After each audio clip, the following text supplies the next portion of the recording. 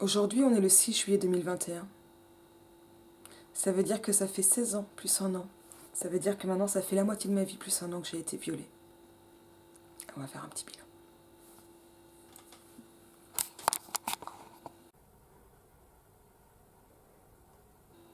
Je ne crois pas que j'ai besoin de raconter, et en tout cas, je n'ai pas envie de raconter le détail du détail de ce qui s'est passé ce 6 juillet 2004, quelque part à Rostock.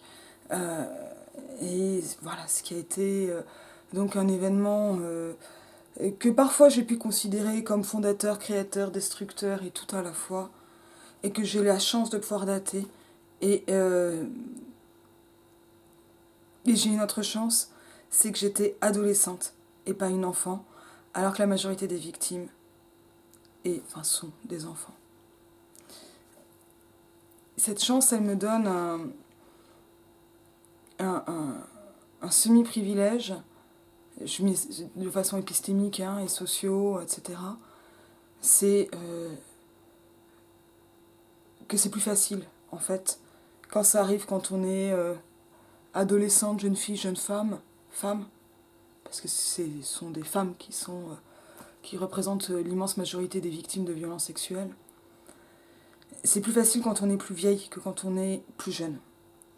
Et c'est plus facile quand c'était quelqu'un de connu, mais qui n'était pas un proche comme un parent, par exemple. Et je sais que je sais quelque chose de ça. Et je sais que là, aujourd'hui, j'ai envie de tirer un bilan qui est forcément provisoire, évidemment subjectif, mais enfin quand même nourri beaucoup de lectures scientifiques, aussi d'énormément de témoignages. Et quand je dis témoignages, ça veut aussi dire les copines qui pleurent dans les bras, ça veut aussi dire les copines qui rigolent en le racontant, mais ça ne veut pas dire que c'est drôle. Ça veut dire qu'on a des façons d'en parler, notamment d'en parler entre nous. Et j'emploie des mots qui sont brutaux, mais il y a des façons d'en parler entre nous qui avons été violés et qui sommes parfois ramenés à cette identité de violés. Et que pourtant, on vit comme ça et on est quand même dans le monde. Et souvent, les gens autour de nous ne le savent pas. Et il y a un truc qui est très étrange, c'est qu'on se reconnaît, souvent, pour avoir été fracassé comme ça. Alors, si on regarde Dworkin, Coït, etc., j'ai fait une vidéo sur Coït, mais peut-être plus sur la préface que sur le bouquin, il faudra peut-être que je y revienne. On peut voir que dans un monde hétérosexuel, hétéronormatif surtout, et patriarcal, il est très difficile d'imaginer des rapports égalitaires et donc des coïts qui ne soient pas des viols, c'est-à-dire pris dans des relations de pouvoir. C'est une idée qui est insupportable à beaucoup de monde et qui explique pourquoi Dworkin fait partie des féministes les plus radicales et les plus haïes du XXe siècle et en fait de toute l'histoire du féminisme, et qu'elle est également absolument portée au nu pour sa justesse, sa lucidité et son refus de la compromission, notamment intellectuelle. Et ça lui a coûté très très cher, vraiment très cher. Je vais me placer dans une situation qui, sans refuser ou sans contredire celle de Dworkin, va aller du côté de... va aller vers ces affirmations qui sont moins radicales, mais qui vont nous permettre là d'avoir un consensus, à savoir que j'appelle viol des rapports auxquels je n'ai pas consenti, et il y a un problème avec la notion de consentement, parce que ça veut dire ouais finalement je veux bien, donc c'est pas du désir. Et finalement j'évacue tous ces rapports que l'on finit par avoir pour avoir cédé, et pourtant céder n'est pas consentir. Donc en fait j'évacue plein de choses qui dans le si on prend les choses stricto sensu sont des viols. Voilà.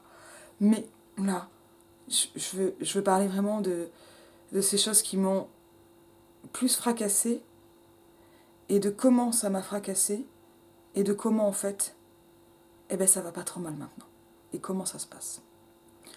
Et je sais même pas si je vais tourner cette vidéo jusqu'au bout, mais je vais essayer de faire ça parce que je me rends compte que finalement, cette parole, comment dire, de violer à violer, et je suis contente d'être à l'oral parce que, bien sûr, qu'il n'y a pas que des femmes qui sont violées, même si on est beaucoup, il y a en grande majorité, il y a quelque chose qui se passe dans le viol, qui se joue avec, enfin, qui explose un rapport au corps, parce qu'en fait, concrètement, on a la sensation de son propre corps et de son intégrité physique. On ne l'a pas d'emblée. Elle fait partie de l'éducation et c'est pour ça, notamment, que des abus dans la prime enfance sont très compliqués pour l'établissement de la personnalité ensuite. Et on sait ce qui est nous et ce qui n'est pas nous. Et en fait, il y a vraiment cette expérience que tout le monde a partagée d'avoir quelqu'un qui s'approche trop près, comme ça, et qu'on va sentir comme gênant. En général, c'est à distance d'haleine, hein. Mais ça va être plus ou moins près. Ça peut aller avec aussi ouais, des gens qui viennent et qui vous, je sais pas, vous tripotent les boutons, quoi. Enfin, les boutons de veste et tout. Et on sent qu'il y a quelque chose d'intrusif et qui entre dans une espèce de bulle d'intimité. Cette bulle d'intimité, elle est autour de notre corps. Et évidemment, elle change selon ce qu'on va appeler la proxémie, les rapports que l'on a avec nos proches plus ou moins proches. En fait, le fait d'être proche, c'est notamment d'être plus facilement dans cette bulle. Ça explique plein de choses, notamment comme l'incestuel, quand en fait les limites, voilà, des uns et des autres, et notamment des parents et des enfants, ne sont pas claires, voire pas respectées du tout. L'incestuel n'est pas exactement l'inceste. C'est pas du tout de ça dont je veux parler, mais c'est important d'avoir quand même ces notions en tête. Ce qui se passe dans le viol, alors c'est discutable aussi, c'est qu'on va souvent retenir les actes de pénétration, on va le rappeler. Pénétration, ça peut se faire avec un objet, ça peut se faire avec les doigts, ça peut se faire avec un pénis, ça peut se faire avec pas mal de choses différentes. C'est avoir quelque chose qui va entrer dans le corps. Et littéralement, ça peut aussi être en fait être amené à pénétrer quelqu'un contre son gré. Et donc ainsi, là les jurisprudences en France ne sont pas très claires. Un homme qui fait une fellation à un jeune garçon ou à un petit garçon, il me semble qu'il est quand même coupable de viol. Mais voilà, l'application de ça n'est pas forcément toujours très nette. Et je pense pas qu'au niveau des tribunaux ce soit très clair, mais de toute façon les tribunaux ne disent pas grand-chose de ce qui se passe dans le viol. Et il y a en fait la question de la pénétration, elle va aller avec cette question en fait, d'une intégrité physique et des limites de son propre corps. Et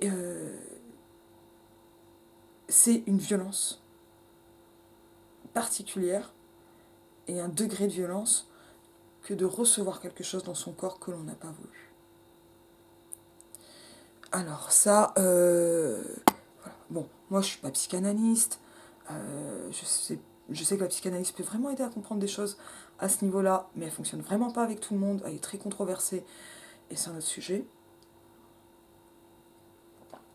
Ce qui se passe actuellement, c'est qu'on parle beaucoup du trauma, notamment grâce à Muriel Salmona, et je dois beaucoup à Muriel Salmona, et de façon indirecte, puisque je ne l'ai jamais rencontrée.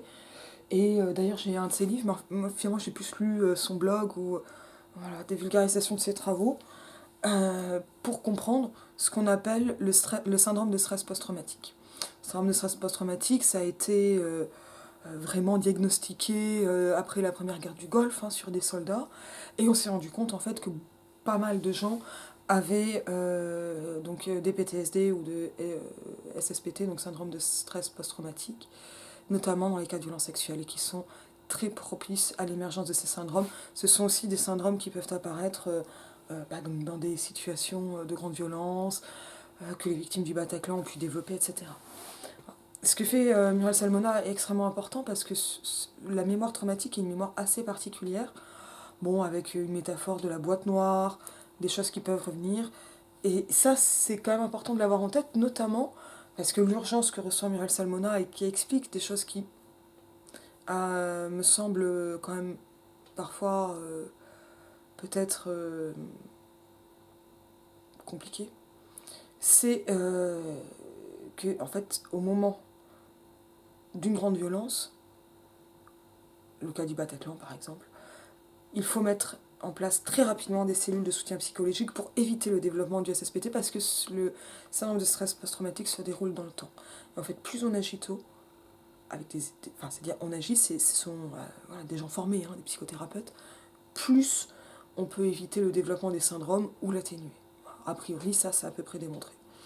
Là où je trouve qu'Emmanuel Salmona a un discours quand même très compliqué, c'est quand elle explique finalement, quand ces explications reviennent à ramener toutes les victimes de viol au syndrome de stress post-traumatique, ce qui est compliqué, et à croire ou à laisser entendre qu'on n'en sort pas et que les victimes sont toujours des victimes. Il ne s'agit pas tellement de dire il y a une identité ou pas. Bien sûr qu'il y a un truc qui change, fondamentalement, quand on a été victime, et il y a un autre truc qui change quand on se reconnaît victime, parce que ça n'est pas la même chose, et ce sont des démarches assez... ce sont des processus exactement assez différents, puisque se reconnaître victime est un processus qui est conscient et qui permet quand même une mise à distance de ça, et ensuite militer en tant que victime ou déposer une plainte, ça ce sont encore d'autres démarches hyper différentes. Bon, il se trouve que j'ai été victime, alors pas diagnostiquée par des thérapeutes à ce moment-là, parce que à ce moment-là j'étais toute seule et en galère, mais j'ai eu une amnésie traumatique, et effectivement il y a des choses dont je ne me souviendrai jamais, ou dont j'ai perdu la sensation, puisque je me voyais concrètement assise sur une chaise ou depuis le plafond, donc je n'étais pas dans mon corps. Ça, c'est ce qu'on appelle la dissociation, et qui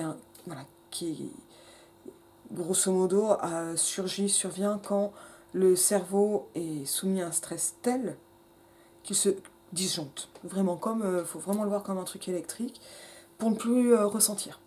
Mais comme on est quand même dedans, ça marche, mais ça bug, ça fait des glitches. Donc d'une amnésie traumatique, alors qui est entre l'amnésie traumatique et l'emprise, c'est-à-dire qu'il y a vraiment des épisodes qui sont en amnésie traumatique et d'autres choses qui sont remontées parce que j'ai été sous emprise. On peut dire que j'ai été victime d'un syndrome de Stockholm puisque je suis tombée amoureuse de cet homme qui m'a violée.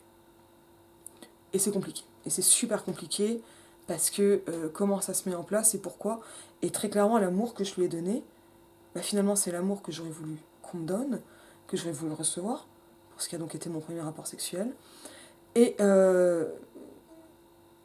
c'est un amour qui me laissait croire, ou qui m'a permis de vivre dans cette fiction, que j'avais voulu ce qui s'était passé, puisque j'ai aimé a posteriori.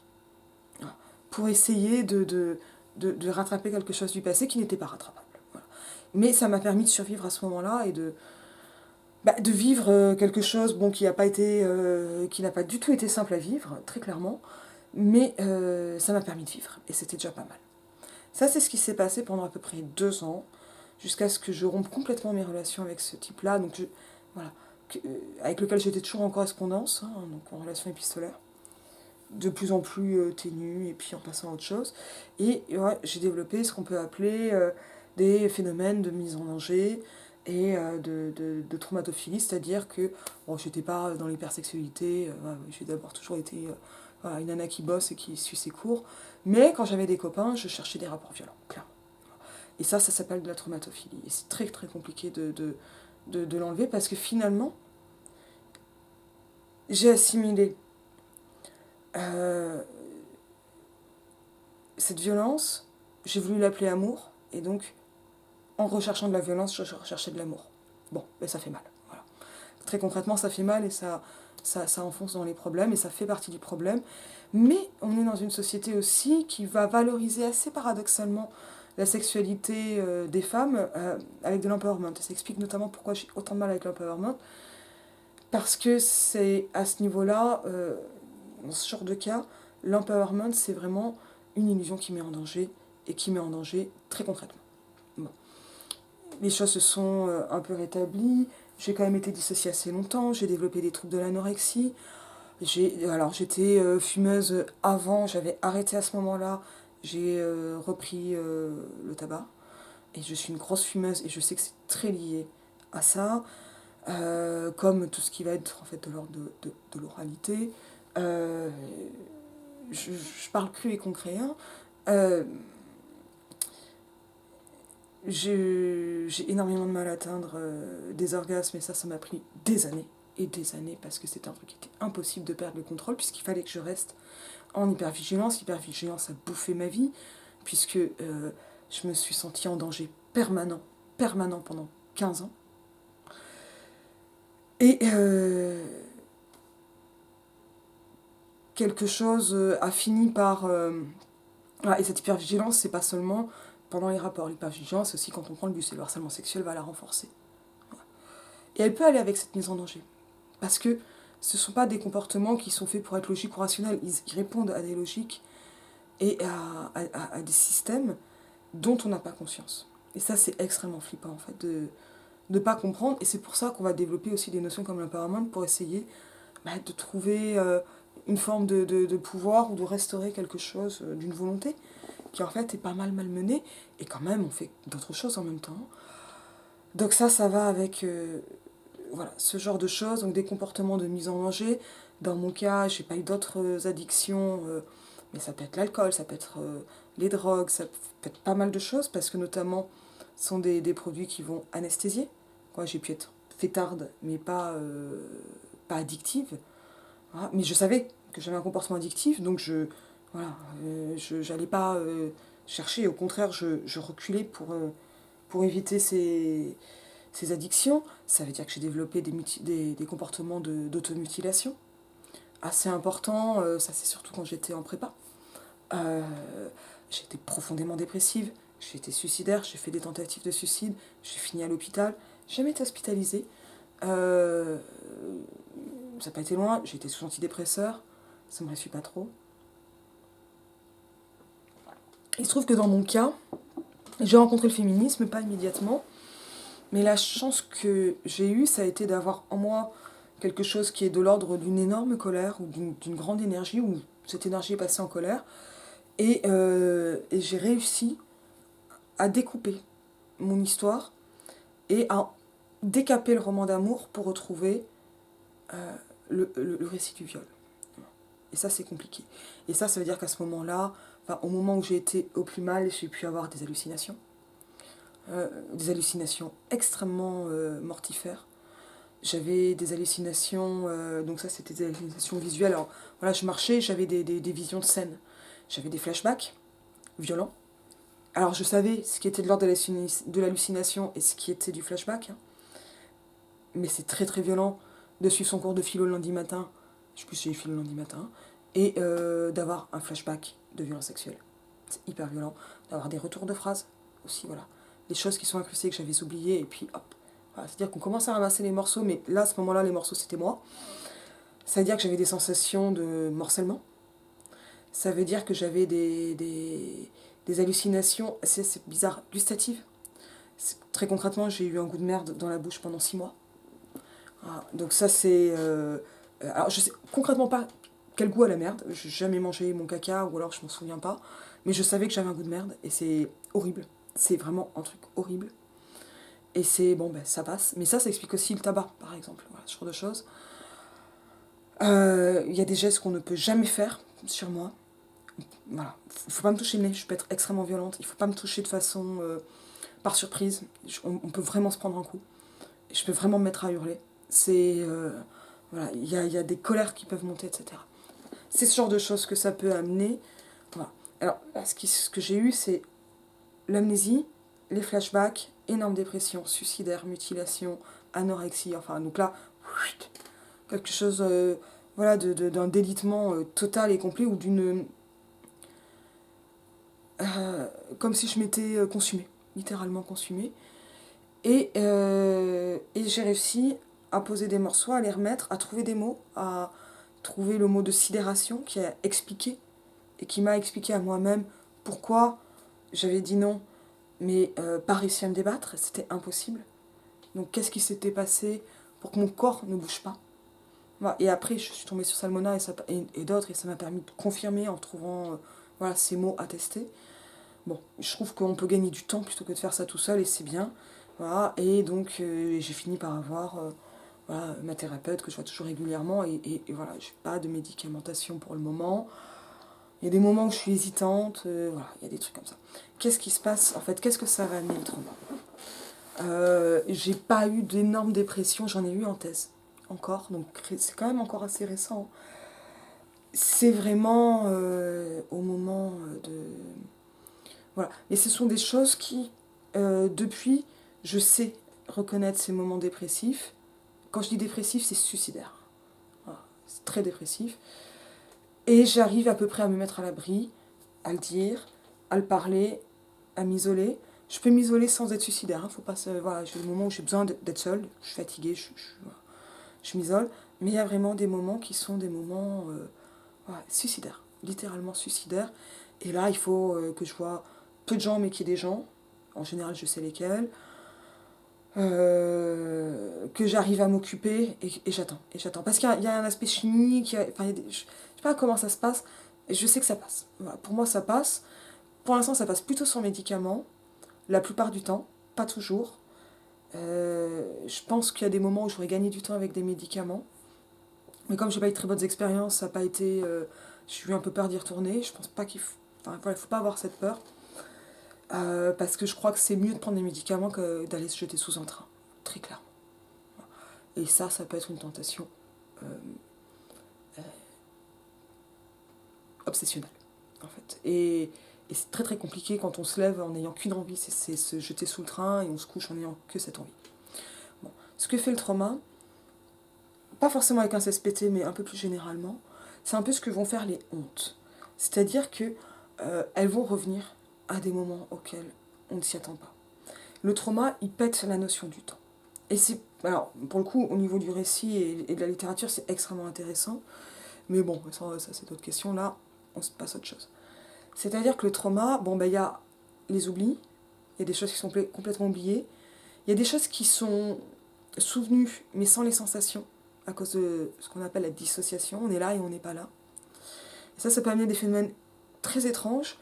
Et par les effets de syndrome de neurones miroirs, ça fait aussi que les victimes ne suscitent pas d'empathie. Parce que ce qu'on ressent, c'est leur dissociation. Et donc, elles anesthésient les émotions quand on les voit. Donc les gens qui vous anesthésient vos émotions, c'est probablement qu'ils vont pas bien. On fait attention. Les uns, les unes, aux autres, etc.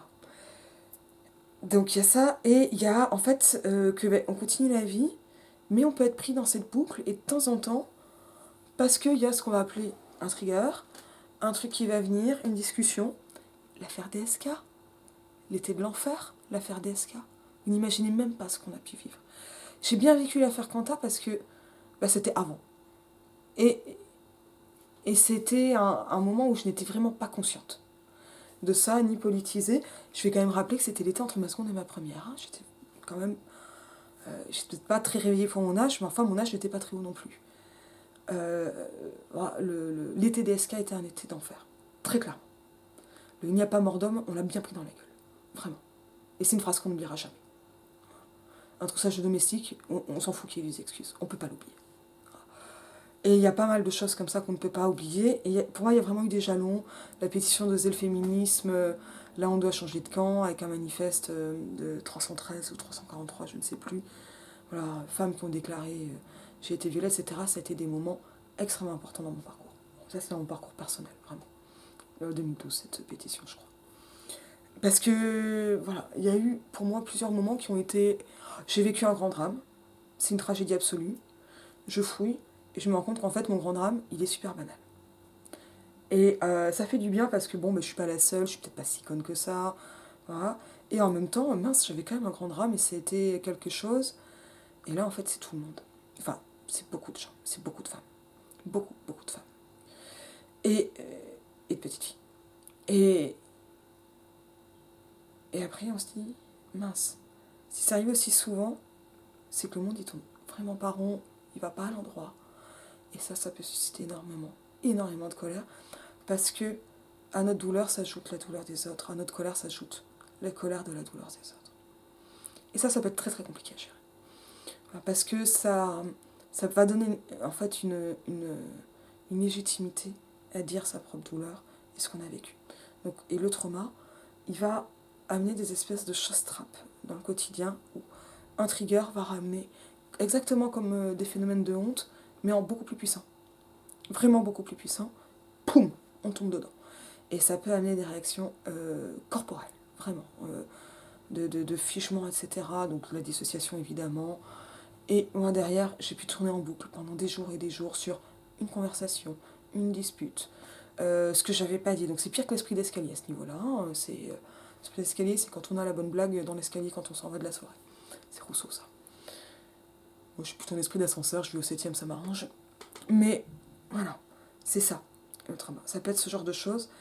Et c'est effectivement la boîte noire qui se répète. Et ça se répète. Et ça, c'est quelque chose où, voilà, on sait qu'il y a des moments et des choses qui vont faire que ça va arriver, ou que ça peut arriver. Et des fois, on s'en veut même parce qu'on sait peut-être que je suis en train de le mettre en place, alors que c'est plus compliqué que ça, évidemment. Bon, les dates d'anniversaire, par exemple, euh, donc d'anniversaire des événements, ça peut être anniversaire des personnes, ça peut être anniversaire de décès, ça peut être des choses comme ça, des dates. Ça peut être de passer dans certains quartiers, dans des villes, ça peut être des odeurs de lessive, hein. Voilà, un truc dont on se souvient, l'odeur qu'il y avait comme ça. Souvent, ça peut être des détails. Ce sont souvent des détails, parce que dans la dissociation, l'esprit, il se fixe sur une bêtise qui va être le dessin dans le mur, l'imprimé du drap. Ça peut être une honte aussi qu'on peut déjà avoir, mais un truc comme ça, le grain de beauté qu'il a sur la cuisse. Voilà. Un détail qui fait qu'on n'a plus la vision complète, mais retomber sur le détail peut réactiver le trauma. Voilà. Et ça, c'est super compliqué parce qu'on a un interrupteur qui s'enclenche et on ne sait pas comment ni pourquoi. Voilà, vraiment, je vois ces phases-là. En tout cas, elles ont correspondu à mon parcours. Je sais qu'elles peuvent correspondre à d'autres. Je sais que ce parcours, il n'est pas linéaire, c'est pas le même pour tout le monde. Parfois, on n'a pas ce qu'on pourrait considérer comme une étape suivante. Même avec de l'aide, parfois ça marche pas. Et il peut rester ces interrupteurs, que sont les triggers. C'est à ça que ça va être trigger warning. Moi, concrètement, c'est plutôt le mot de viol qui fait trigger warning que le récit de viol. Donc, trigger warning viol, finalement, c'est trop tard. Enfin, voilà, il y a quelque chose dans le mot, vraiment, qui est compliqué. Dans la réception et même dans le fait d'entendre, quand même, c'est un viol, mais tu veux vraiment qu'il aille en prison? Ben ouais, mais j'avais peut-être pas envie, moi, de me retrouver dans la boîte noire, quoi, en fait. Voilà. Je vais rien demander. Et ça, c'est extrêmement compliqué à expliquer. Et quand on l'explique, le fait d'en parler peut même réactiver des choses. Parce que quand on parle, on fait toujours vivre un petit peu. Donc il y a tout ça qui fait que c'est compliqué. Et ça explique aussi pourquoi les blagues sexistes et la fatigue, ou etc., ne passent plus. Je sais plus dans quel contexte j'ai lu, c'est sur le podcast des femmes violentes d'Arte Radio, que j'ai beaucoup, beaucoup aimé. Et donc sur des femmes notamment en prison, et qui ont toutes été énormément victimes, et qui ont fini par commettre elles-mêmes des violences. Et l'une disait, quand on a été très victime, je ne sais plus quels étaient les mots, mais quand on a mangé beaucoup de violence, il y a un moment où on ne supporte plus la moindre microagression. Voilà. Et ça, c'est un moment qui est très compliqué. C'est ce qu'il y a derrière la misandrie affichée de certaines féministes, ou ces blagues, etc. Cette énorme fatigue on supporte plus, on peut plus, on n'y arrive plus, on peut plus pardonner. Et on vient de trop loin. Et on est tellement descendu dans les enfers qu'on n'y arrive plus. Et on peut plus faire ça. Voilà. Mais voilà, ça c'est comme ça que ça marche. Globalement, comme ça que ça a marché pour moi. Mais les flashbacks, j'en ai plus. Concrètement, je n'en ai plus. J'ai des souvenirs.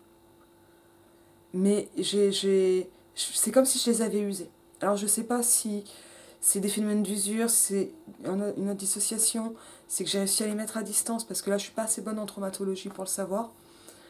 Mais les flashbacks, ils peuvent disparaître. Ils peuvent aussi être moins récurrents. Ils peuvent aussi être moins forts. Je sais maintenant que l'énorme dépression que j'ai eue en Cagne, quand j'étais en prépa, je sais à quoi ça ressemble. Voilà. Et donc, j'ai pu me refaire du mal après, mais jamais autant et jamais aussi systématiquement qu'à l'époque où je m'automutile. Je l'ai passé. Et je sais le reconnaître. Et en fait, c'est un peu comme si je l'avais apprivoisé, ce trauma. Alors, c'est un peu comme s'il était toujours là, Mais en même temps, je sais quand est-ce qu'il devient dangereux et je me mets à l'abri. Autant que possible, des fois c'est pas possible. Et j'arrive à le comprendre, notamment par la politique, c'est-à-dire par le féminisme, mais pas seulement par ça, ou plutôt le féminisme englobe énormément de choses.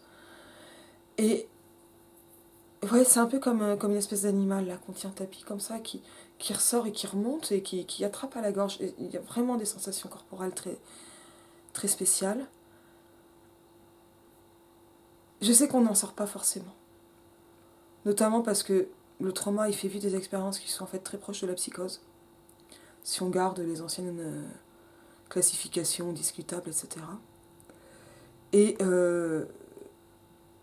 parfois on n'en sort pas en soi.